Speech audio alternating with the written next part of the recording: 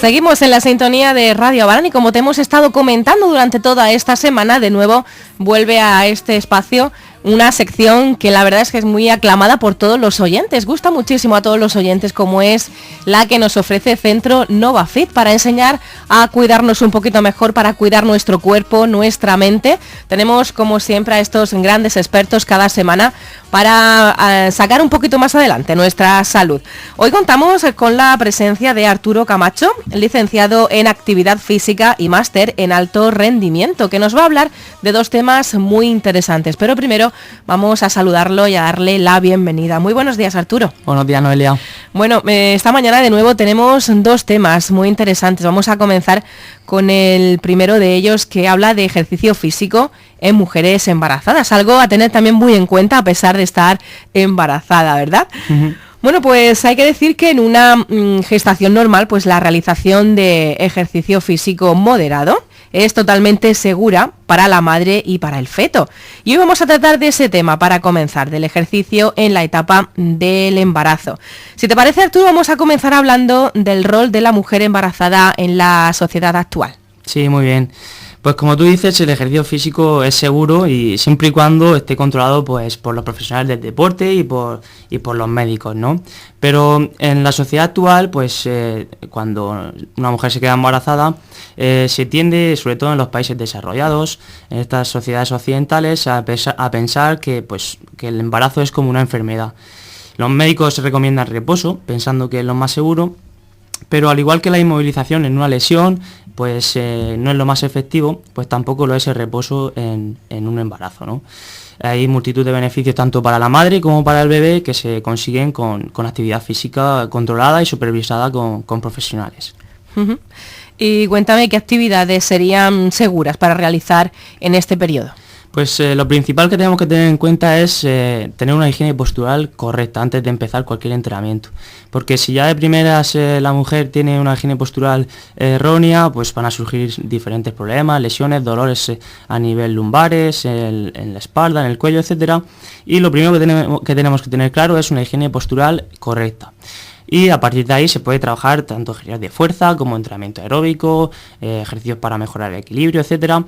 No hay dependiendo del periodo del embarazo, no hay ninguna restricción, salvo las que vamos a comentar ahora después, ¿vale? Pero no hay que tener miedo a empezar ningún entrenamiento, tanto de fuerza como entrenamiento aeróbico. Uh-huh. Y bueno, y ya que hablamos de actividades, vamos a hablar de los beneficios que obtiene la mujer embarazada pues a nivel físico y a nivel psicológico. Sí, hay multitud de beneficios para la madre. Por ejemplo, en cuanto a la grasa o a la acumulación de la grasa, pues los estudios muestran menor ganancia de peso en mujeres que mantienen la actividad física durante el embarazo.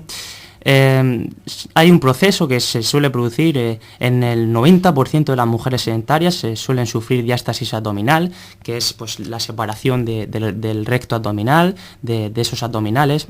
Aparte de que es poco estético, pues resulta molesto y puede acarrear problemas. Solamente el 12% de las mujeres físicamente activas sufren este problema.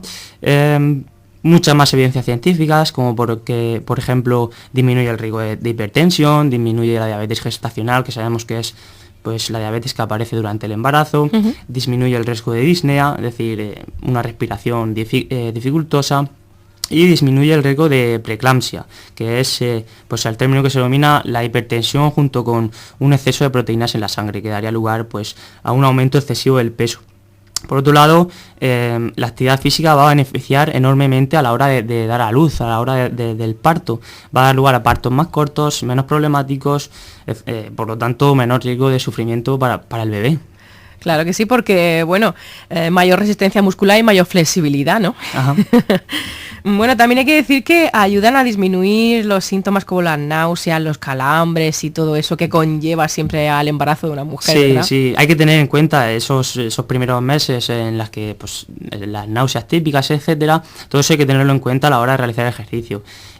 Tener siempre controlada a la mujer, es decir, bajo supervisión, etcétera, para cualquier mareo que se pueda dar, etcétera, pues tenerlo controlado por esas náuseas que tú dices, etcétera, ¿no? Uh-huh. Hay que tener en cuenta que que más ejercicio no quiere decir que sea mejor, ¿vale? Hay que tener pues controlados el tipo de ejercicio, la intensidad, etcétera. Pero una mujer sana, una mujer sin patologías previas, que el médico no la haya diagnosticado, no es que pueda hacer ejercicio, es que debe hacer ejercicio, ¿no? Hasta el final del embarazo, pues salvo que el médico le indique lo contrario. Lo que realmente es un problema en esta sociedad actual, ¿no?, es que muchas mujeres viven el embarazo de forma sedentaria. Y esto puede condicionar negativamente el desarrollo del bebé y el parto y el de la madre. Claro, porque también vamos a hablar de los beneficios que hay a nivel fetal. Sí, a nivel del bebé hay multitud de beneficios. Tenemos que tener en cuenta que durante el embarazo se está forjando el ADN nuevo de ese bebé, ¿no? Se está dejando huella en esa expresión genética del bebé. Por lo tanto, la vida que lleve la madre, pues esos 8 o 9 meses van a condicionar la expresión genética del bebé.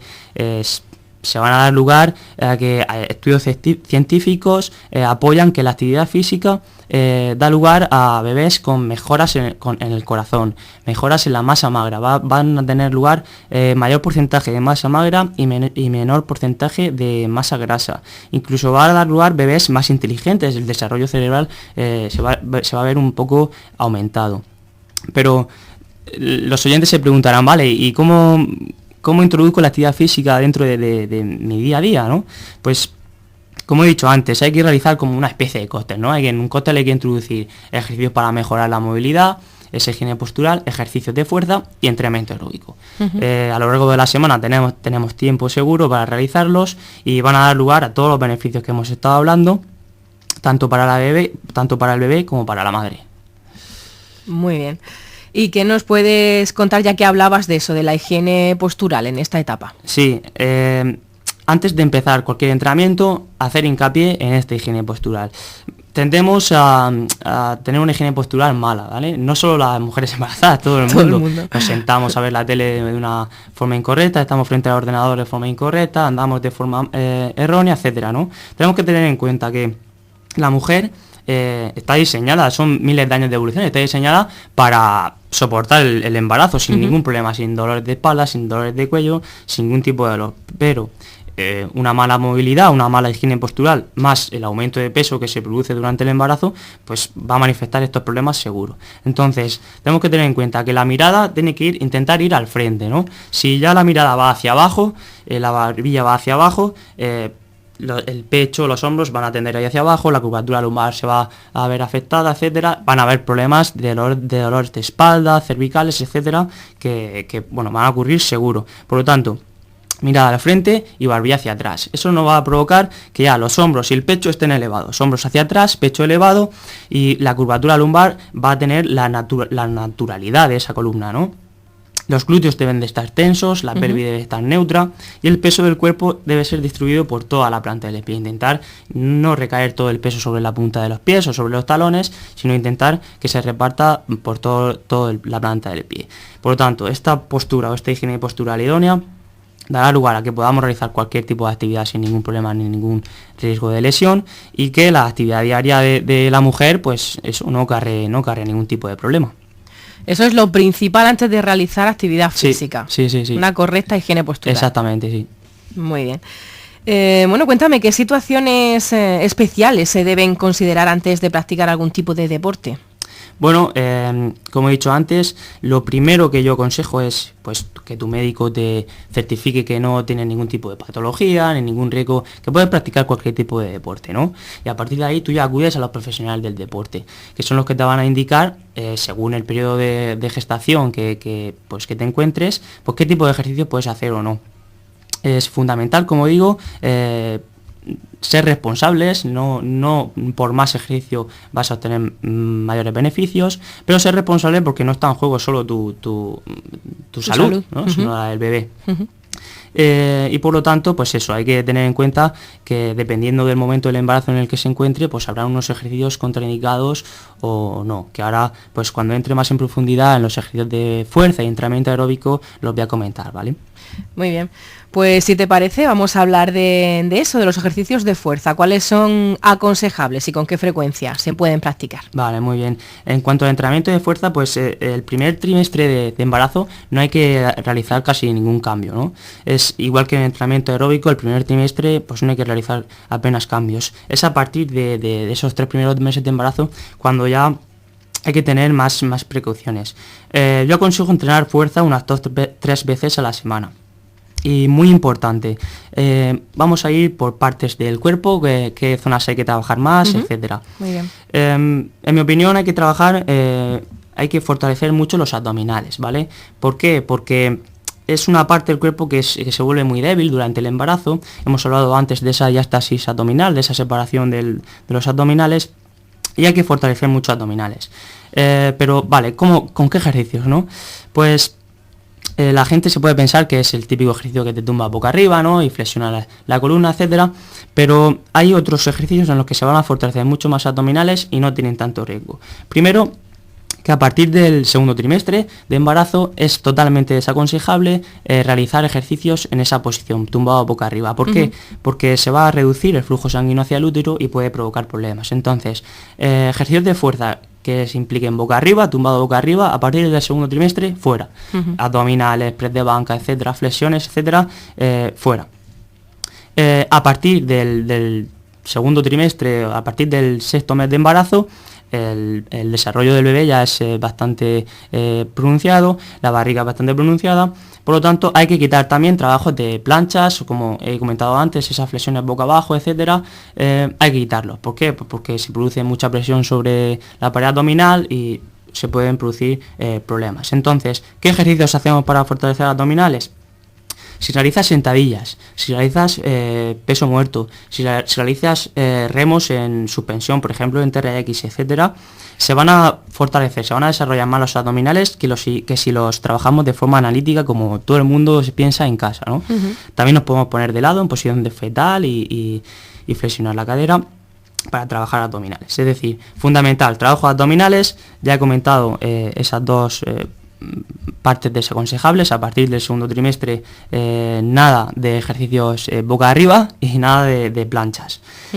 Por otro lado, hay que fortalecer el suelo pélvico. El suelo pélvico es fundamental. Es la estructura muscular y ligamentaria que dan apoyo y sostén a la vejiga, al útero y al recto. Y hay que intentar fortalecerlo. ¿Cómo lo fortalecemos? Con los ejercicios de Kegel. Los ejercicios de Kegel, si luego alguien tiene dudas, se lo comento en un momento. Pero hay que utilizarlos también sin exceso. ¿Por qué? Porque se trabaja muy localizado, un músculo muy analítico, y si se trabaja en exceso, pues puede generar descompensaciones, puede generar que sea un exceso de tono en esos músculos. Trabajarlos, pero con precaución. Por otro lado, hay que fortalecer glúteos para mantener la pelvis en su lugar. Trabajamos glúteos con esas sentadillas, con ese peso muerto. Sí. Yo me quedo con el ejercicio de peso muerto. O sea, el ejercicio de peso muerto es brutal a nivel de activación de ese tren inferior, de esos glúteos, de esos cuádriceps, etcétera, y de ese suelo pélvico. ¿Qué pasa? Que es un ejercicio técnicamente un poco complicado, ¿no? Hay que ir cogiéndolo poco a poco, pero ya te digo que con una persona cualificada supervisándote no vas a tener ningún problema y los beneficios van a ser brutales.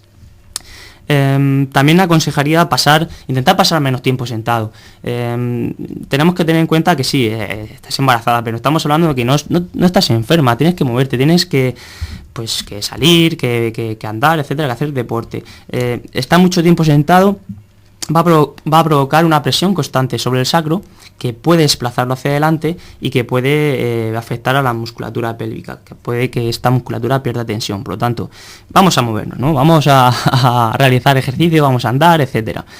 Y como compensación de ese trabajo de tren inferior, hemos hablado de abdominales, suelo pélvico, glúteos, etcétera. Hay que trabajar también el tren superior, hombros y espalda. ¿Para qué? Pues para esa higiene postural de la que hablábamos antes, ¿no? Para que el pecho no tienda a irse hacia abajo, los hombros no tiendan a irse hacia abajo, etcétera. Trabajar hombros y trabajar espalda para corregir la postura. Muy bien. Nos hablabas también antes de entrenamiento aeróbico, ¿verdad? Sí. Un entrenamiento eficiente yo creo que es un entrenamiento que combina tanto entrenamiento de fuerza como entrenamiento aeróbico. Vamos a conseguir los beneficios de uno y los beneficios de otro.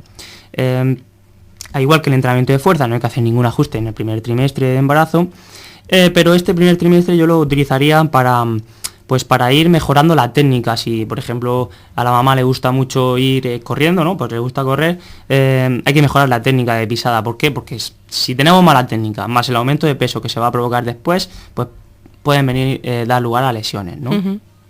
Como recomendación o como contraindicación, en los últimos meses de embarazo, en el último trimestre, no hay que pasar de las 140 pulsaciones.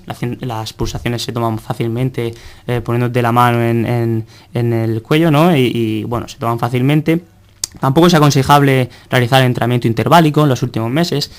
Los primeros meses sí, pero bueno, en los últimos meses, ¿para qué, no? O sea, es decir, los riesgos pueden ser mayor que los beneficios. Con un entrenamiento menor vamos a conseguir unos beneficios que son suficientes. Y a medida que avanza el embarazo, hay que tener en cuenta que la madre tiene más peso, ¿no? Por lo tanto, si seguimos realizando ejercicios de correr por asfalto o por tierra o por sendero, donde sea, pues el impacto va a ser sobre las articulaciones, va a ir en aumento, ¿no? No tiene la musculatura preparada, ¿no? Por lo tanto, yo cambiaría ese entrenamiento de correr por bici estática, por elíptica, por nadar, etcétera, ¿no? Unas 2-3 veces a la semana, 15-30 minutos al día. Y, como he dicho antes, caminar todo lo que se pueda. Si te surge la ocasión de ir a comprar el pan, no vayas, que tú tienes que descansar. No, voy yo y así ando, ¿no? Etcétera, ¿no? Intentar, pues eso, reposar, porque se tiene que reposar, pero no en demasía. Cambiar un poco lo que se pensaba, ¿no? Totalmente, claro, se pensaba que la mujer embarazada pues tiene que estar en reposo, tiene que estar, pero sabemos que los animales, es decir, los animales, ningún animal reduce la actividad física durante el embarazo, ¿no? Y nosotros mismos, los humanos, durante cientos de años, pues la mujer ha seguido trabajando, ¿no? Tal vez en demasía, ¿no? Eran otras épocas, ni el extremo de antes ni el extremo de ahora, un punto intermedio, pues para minimizar posibles riesgos, ¿no? Totalmente, pero hay que obtener los beneficios que se producen con la actividad física, tanto para la madre como para el bebé. Hay que tenerlos en cuenta. Muy bien. Bueno, pues una duda que yo tenía por aquí, pero yo creo que con todo lo que has contado, yo creo que está ya más que clara. ¿La actividad física puede agravar los riesgos que tiende a sufrir una mujer embarazada? Bueno, no, yo diría que no. Si el ejercicio físico es controlado y está supervisado por profesionales y tu médico te lleva con controles periódicos, no va a producir ningún riesgo. Al revés, ¿no? Va a ayudar a mantener tus capacidades, tu movilidad, tu estabilidad, tu equilibrio. Es decir, va a minimizar el riesgo de caídas, en definitiva. Aunque nos pensemos que está embarazada, no va a ser que se caiga, ¿no? Bueno, vamos a hacerlo controladamente, vamos a hacerlo con una intensidad controlada. Y vamos a aprovecharnos de todos los beneficios, va a mantener tus capacidades y, bueno, va a minimizar ese posible riesgo de lesión, ¿no? Uh-huh. ¿Y cuándo estaría contraindicado? Pues contraindicado, yo siempre, primero hay que pasar por el médico, ¿vale? Si el médico te dice que tienes una determinada patología, etcétera, pues eso se transmite a tu preparador, a tu entrenador personal o al gimnasio en el que estés, etcétera, uh-huh. Y él tiene que tener la formación para saber, vale, pues esto no se puede hacer o esto no se puede hacer, ¿no? Hay que tener especial atención en las revisiones periódicas de los médicos, en pequeños síntomas pues de sangrado o hinchazón excesiva en piernas, etcétera, dolores en el pecho, lo que sea, pues para inmediatamente acudir al médico y decir esto me pasa y que el médico diga por qué es, ¿no? Pero en primer lugar habría que ver si la mujer también viene de una vida físicamente activa o de una vida sedentaria para empezar el entrenamiento en la actividad física. Hay muchas mujeres que se quedan embarazadas, que han sido sedentarias y quieren empezar en ese momento, ¿no? Pues aquí yo creo que los problemas podrían ser mayores, pero no tiene por qué, sino acudir al médico que te explique bien si tienes algún tipo de patología, etcétera, si puedes empezar un entrenamiento y se empieza sin ningún problema, ¿vale? Y siempre contando con la ayuda de profesionales. Sí, fundamental. Hay que tener en cuenta que hay que ser responsable. No es solo la salud de una misma, sino la salud también del bebé. Pero con una buena supervisión, etcétera, no hay ningún riesgo, no hay que tener miedo, al revés. O sea, hay que aprovecharse de los beneficios que van a otorgar, ya los he comentado antes, uh-huh. Hay que aprovecharse de los beneficios que van a otorgar tanto para la madre como para el bebé. Muy bien. Pues Arturo, si te parece, antes de comenzar con las preguntas de los oyentes, hacemos un pequeño resumen del tema. Sí, claro. Bueno, como resumen o como conclusiones, yo diría que las mujeres embarazadas no deben considerarse inválidas, ¿no? Por así decir. Pero tampoco someterse a riesgos innecesarios, es decir, acudir a profesionales del deporte y beneficiarse de esa actividad física. Es decir, el objetivo es aprovechar los beneficios del deporte, tanto para la madre como para el bebé, pero siempre minimizando riesgos. Hay que tener en cuenta que la expresión genética del bebé se empieza a formar en el útero, por lo tanto, pues vamos a cuidarnos durante el embarazo, vamos a llevar una dieta equilibrada, una vida sana, activa físicamente, y vamos a darle una ventaja a nuestro bebé. Ya va a partir con un poco de ventaja. Y sobre todo pues prestar mucha atención pues a las revisiones periódicas en el médico, y como he comentado antes, pues a pequeños síntomas pues de dolor en ciertas zonas, etcétera, síntomas de sangrado, etcétera, pues para acudir al médico y bueno, pues que nos explique qué pasa, ¿no? Combinar entrenamiento aeróbico con entrenamiento de fuerza y, sobre todo, antes de empezar cualquier entrenamiento, higiene postural. La higiene postural hay que tenerla, bueno, al 100%. Muy bien. Bueno, pues esta semana, como antes te comentaba, también tenemos preguntas de nuestros oyentes, a los que desde aquí pues le agradecemos muchísimo que participen en este espacio y que nos dejen sus dudas y sus preguntas. Bueno, pues la primera de ellas nos contaba de que si una mujer embarazada pues tenía más probabilidades de tener una lesión cuando practicaba deporte. Bueno, hay que tener en cuenta que cuando practicas deporte tienes riesgo de lesión. O sea, cuando no tienes riesgo de lesión es cuando estás sentado, ¿no? Pero bueno, por eso hay que hacer las cosas controladas y con cabeza. Bueno, como he dicho, cuando practicas deporte tu riesgo de lesión aumenta, pero si haces las cosas controladas, pues no vas a tener ningún problema. Lo que tenemos que tener claro es que si realizas actividades físicas, si mejoras tu fuerza, si mejoras tu condición aeróbica, vas a mejorar tu estabilidad, vas a mejorar tu movilidad, etcétera, y vas a minimizar el riesgo de caídas. Por lo tanto, yo creo que si pones en una balanza, ¿no?, riesgo de lesión y beneficios, los beneficios ganan abrumadoramente al riesgo de lesión. Por lo tanto, no hay que tener miedo, ¿vale? No va a haber mayor riesgo de lesión si lo haces controladamente, con cabeza y acudiendo a profesionales. Muy bien. Y otra pregunta nos decía que si hacer ejercicio podía afectar al desarrollo del feto. Bueno, principalmente no, ¿no? Como yo creo que esta pregunta puede hilarse un poco con la anterior. Si los ejercicios se hacen adecuadamente, se respetan estas pautas que he comentado antes, dependiendo del periodo del embarazo, etcétera, si se respetan ejercicios que no son indicados, es decir, que están prohibidos o contraindicados, no va a haber ningún problema.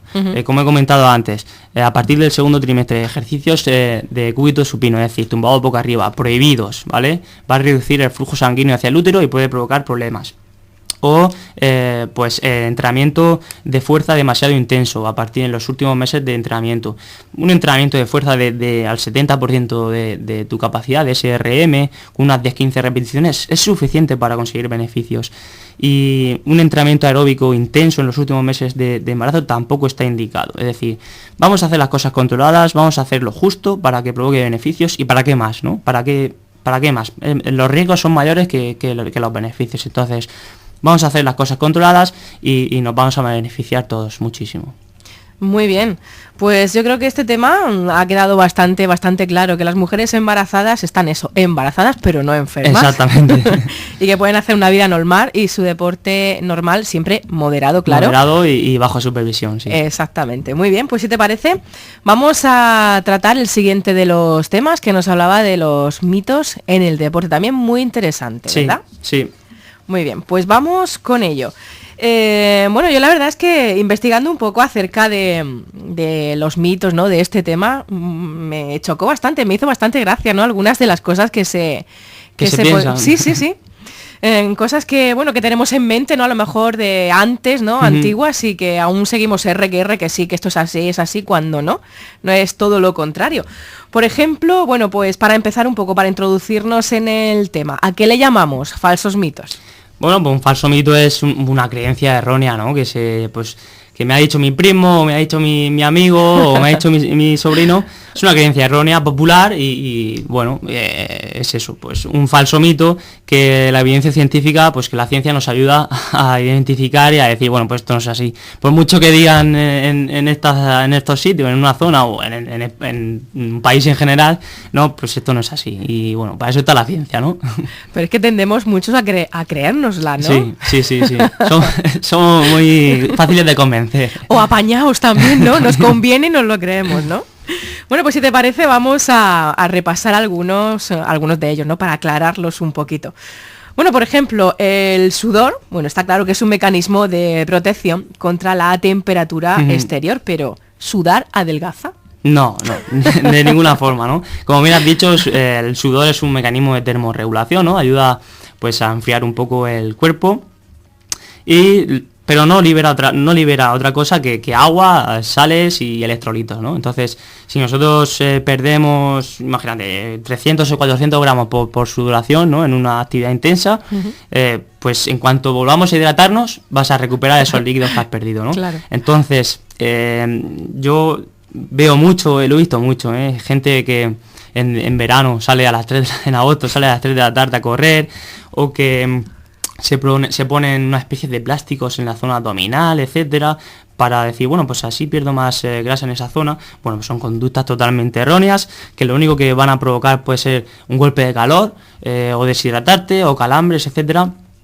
Conductas que hay que erradicar totalmente.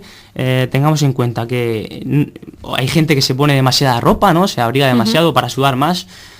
Vas a sudar más, te vas a deshidratar antes, y cuando vuelvas a hidratarte vas a recuperar todo lo perdido. Entonces, sudar no ayuda a perder peso, y yo recomiendo realizar siempre ejercicio con ropa porque con buena transpiración, etcétera, e hidratarse correctamente, tanto antes como durante y como después. Y más si, bueno, ahora ya viene más el frío, ¿no? Pero en ambientes calurosos hay que tenerlo muy en cuenta, ¿vale?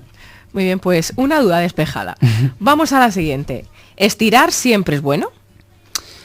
Bueno, los últimos artículos, las últimas investigaciones científicas indican el estiramiento no lo sitúan tan bueno como antes, ¿no? Sobre todo dependiendo del deporte que vayamos a hacer.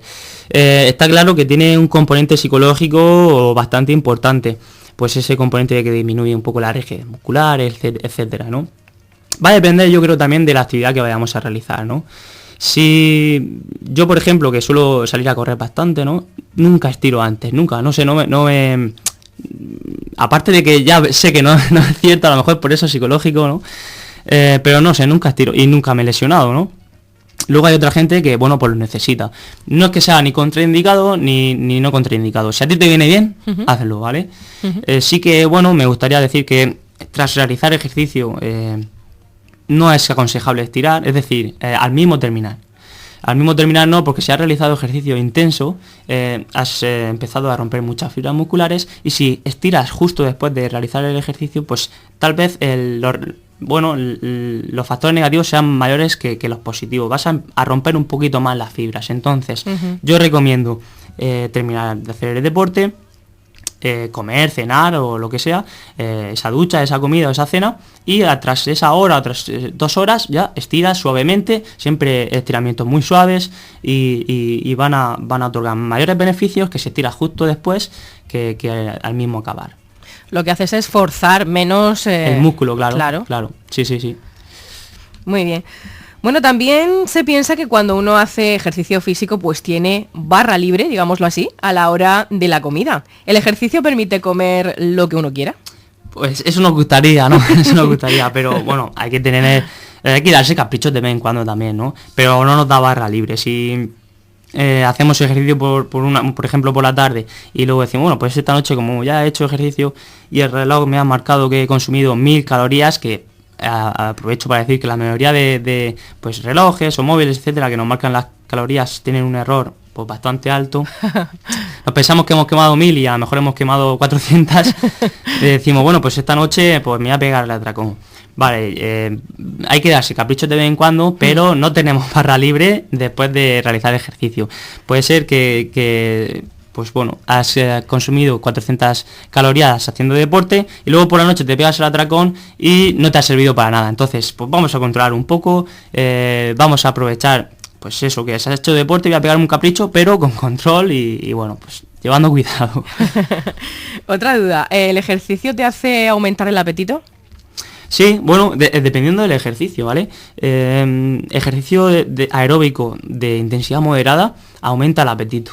Pero ejercicio aeróbico de alta intensidad, ese entrenamiento interválico de que ahora se está poniendo mucho de moda, tiende a disminuir el apetito.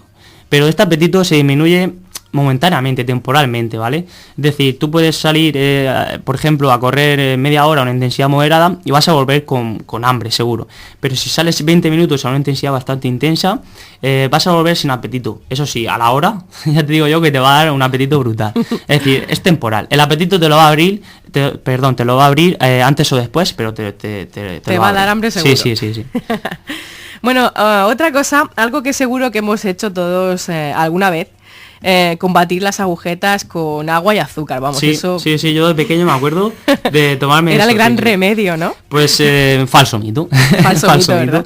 Es más, por ejemplo, hay gente que se toma el agua con azúcar antes, ¿no? Del ejercicio. Bueno, pues aquí hay que tomar especial precaución, porque si tomamos agua con azúcar, aparte de azúcar blanco, que es azúcar refinado, que bueno, pues es azúcar simple, no es demasiado bueno, la verdad. Si lo tomas antes del esfuerzo, lo que vas a producir es que se libere mucha insulina en la sangre, y esta insulina lo que va a hacer es captar mucha glucosa. La insulina es una hormona que capta glucosa, ¿no? Uh-huh. Y se puede dar pues ese conocido pico de insulina, que se denomina así, pico de insulina, en el que bajan totalmente las reservas de hidratos de carbono y se puede producir pues mareos, pérdida de pues, un desmayo, la temida pájara que se conoce en términos de deportista, ¿no? Entonces, primero, no funciona, y segundo, no hay que tomar bebidas azucaradas antes del ejercicio. Si se toman 45 o 60 minutos antes, sí, ¿vale? Yo recomiendo bebidas pues isotónicas, de este tipo Powerade o tipo Aquarius, etcétera. O si se toman durante el esfuerzo, sí, no hay ningún problema, ¿vale? Porque durante el esfuerzo se liberan unas hormonas que se denominan catecolaminas, pues que inhiben esta respuesta insulínica. Pero volviendo a la pregunta, que me he ido un poco, volviendo a la pregunta, el agua con azúcar no elimina agujetas. Las agujetas son irremediables, ¿vale? Cuanto hagamos un ejercicio que no estamos acostumbrados, de más intensidad, incluyendo un componente excéntrico bastante acentuado, vamos a tener agujetas. Entonces, ¿qué hacemos para disminuirlas? Pues intentar empezar, si vamos a empezar un entrenamiento, empezarlo progresivamente para que las agujetas no sean demasiado duras. Sí. Es hacer especial hincapié en una buena alimentación, ¿vale? Una buena alimentación también va a mejorarlas. Estirar suavemente después de hacer el ejercicio, lo hemos dicho, las agujetas son micro roturas del músculo, ¿vale? Son micro roturas a nivel muscular, por lo tanto, si estiramos muy fuerte y después del ejercicio, pues vamos a provocar más aún. Entonces, controlar eso, ¿vale? Una buena alimentación, una intensidad de entrenamiento pues progresiva y una buena hidratación. Muy bien. Bueno, el ejercicio y la actividad física en general es positiva, pero cuanto más ejercicio, mejor. No. Mira, lo comentaba antes con las mujeres embarazadas, ¿no? No siempre más es mejor. Es mejor hacerlo de buena calidad que en cantidad, ¿no? Entonces, para eso, pues acudir a los profesionales, no te van a asustar ni nada, ¿no?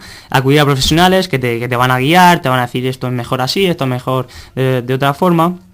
Aparte que si nos pasamos realizando ejercicio, pues ahí vienen los problemas, ahí vienen los riesgos de lesión, vienen el sobreentrenamiento, vienen síndromes psicológicos como se denomina burnout, ¿no? Que es pues síndrome de me he quemado, ¿no? Ya no sigo. Sí. Y por lo tanto eso, yo recomiendo siempre realizar ejercicio, pero realizarlo con cabeza, ¿vale? Con moderación, no pasarse. Muy bien. Y bueno, otro mito, ¿hacer deporte por la mañana te hace perder más calorías? No, bueno, el ejercicio físico sí que va a responder, dependiendo del momento del día, pues unas determinadas hormonas o no, sí que van a responder en mayor o en menor medida dependiendo del día. Es lo que se denomina ritmo circadiano, ¿no? Sí. Pero no van a mejorar la quema de calorías dependiendo del momento del día. Por lo tanto, por ejemplo, para un entrenamiento de fuerza se recomienda entrenar por la tarde, porque la respuesta a la testosterona, que es una hormona que que influye mucho en las adaptaciones al entrenamiento de fuerza, pues está muy elevada durante la tarde. Pero ya estamos hablando de adaptaciones, ¿no? Al entrenamiento de fuerza o al entrenamiento aeróbico, pero no en cuanto al porcentaje de kilocalorías gastadas, ¿no? Entonces, da igual que corras 30 minutos a una intensidad por la mañana que por la tarde, vas a quemar igual, ¿no? No tiene nada que ver. No. Muy bien. Bueno, pues ¿algo más que quieras decir referente a este tema antes de pasar con las preguntas?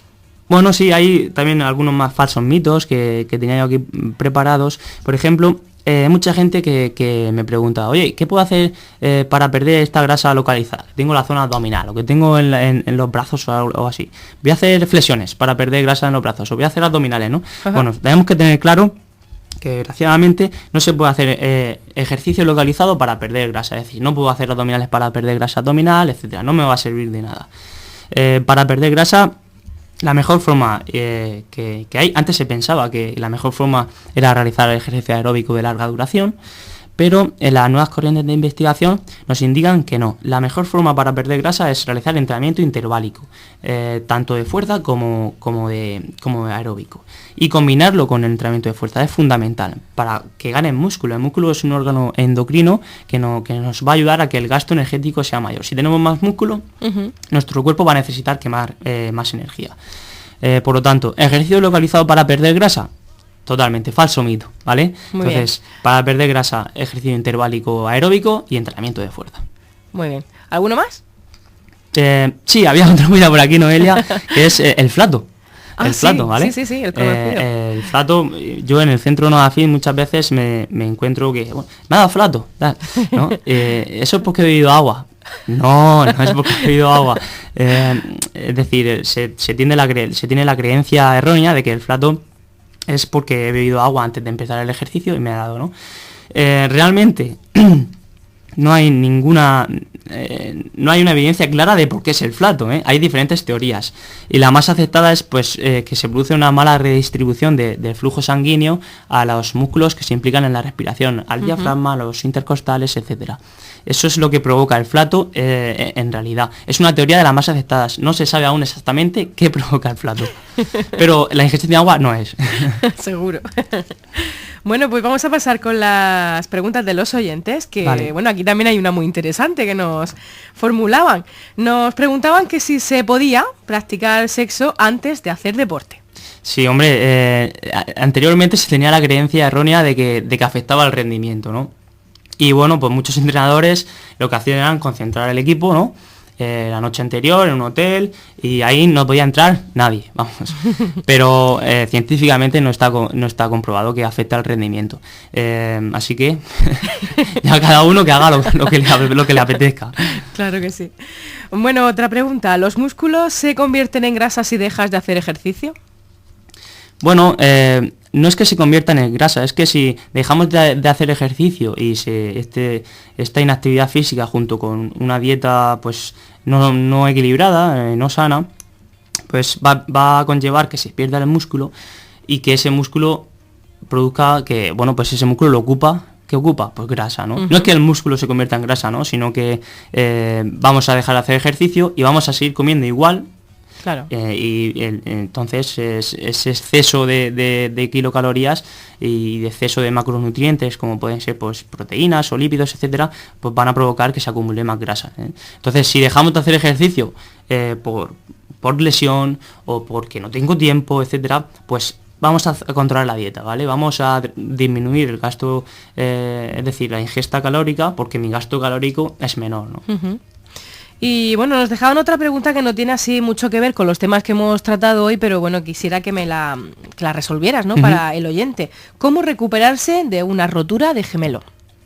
Bueno, una rotura de gemelo nos encontramos ante una rotura muscular, ¿no? Como si es otro músculo, ¿no? Primero, hay que tener en cuenta la gravedad de la lesión, el grado de la lesión. ¿Cómo hacemos esto? Bueno, pues acudimos a un médico o a un fisio, ¿no? Y que nos haga las pruebas pertinentes, una eco o la prueba de movilidad. Y nos va a dar información sobre el grado de lesión que tenemos. Es decir, yo me rompo el músculo y el músculo va a tener una cantidad de centímetros en lo que se ha roto. Pues dependiendo de esos centímetros va a ser ese grado, ¿no? Por ejemplo, un grado 1 suele ser unas 3-4 semanas de recuperación. Uh-huh. Pues tras estas semanas de recuperación en las que el fisio pues, te va a dar un tratamiento, se va a empezar con esa recuperación muscular, con ese fortalecimiento muscular. Ahí entran los entrenadores, los preparadores físicos, ¿no? En los que, bueno, pues se van a realizar primero contracciones isométricas, que son contracciones de músculos sin movimiento, es decir, sin desplazamiento. A continuación se van a dar lugar contracciones concéntricas y más adelante en el tiempo se darán contracciones excéntricas. Perdón. Siempre y cuando respetando tiempos de recuperación y dolor. En cuanto un ejercicio provoque dolor, hay que quitarlo, ¿vale? El dolor no es síntoma, es síntoma de que algo va mal, ¿no? El cuerpo es sabio y nos avisa. Por lo tanto, si un ejercicio me produce dolor, se quita, se cambia y se ve, se analiza por qué provoca dolor, ¿no? A lo mejor la recuperación no ha ido como se esperaba, etcétera, ¿no? Entonces hay que tener en cuenta eso. Primero, gravedad de la lesión. A continuación, un entrenamiento de contracciones isométricas. A continuación concéntricas y más adelante excéntricas, ¿vale? Y el músculo se va a curar excelentemente. Muy bien. Bueno, pues Arturo, hemos terminado por hoy. La verdad es que ha sido muy interesante tenerte esta mañana, despejarnos estas dudas que teníamos así, esos falsos mitos, estos ejercicios que nos aconsejabas para las mujeres embarazadas, y ha sido todo un placer tenerte aquí de nuevo. Muchas gracias. Y que nos hablaras de estos temas. Bueno, pues me despido de ti, dándote las gracias de nuevo y bueno, esperándote en otra próxima ocasión para seguir tratando estos temas tan interesantes. Gracias a vosotros, Noelia, muchas gracias, hasta luego. A vosotros siempre. Hasta luego.